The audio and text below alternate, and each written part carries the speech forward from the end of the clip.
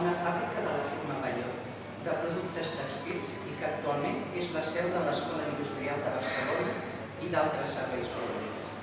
De l'antiga fàbrica Balló del carrer Urgell, que va ser construïda entre els anys 1868 i 1869, projectada per Rafael Guastarino, resta molt poca cosa, només l'altíssima xemeneia i part de l'antiga fàbrica de pisos, destacant l'edifici del rellotge.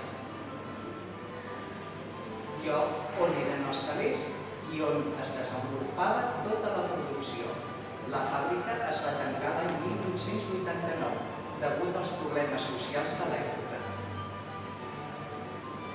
El 1906, la fàbrica va ser venuda i transformada en universitat industrial entre els anys 1927 i 1934.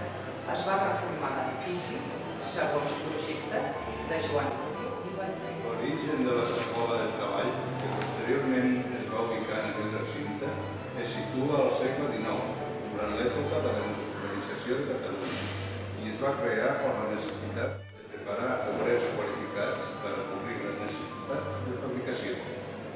Aquest projecte va començar a funcionar l'any 1873, amb el nom d'Escola Lliure Provincial d'Art i Oficis. Va ser un centre agregat a l'Escola d'Enginyers de Barcelona fins l'any 1914. Aquest any l'escola es transforma incorporada a l'antiga fàbrica tèxtil de Can Balló, al carrer Urgell, i s'anomena Escola Elemental de Treball.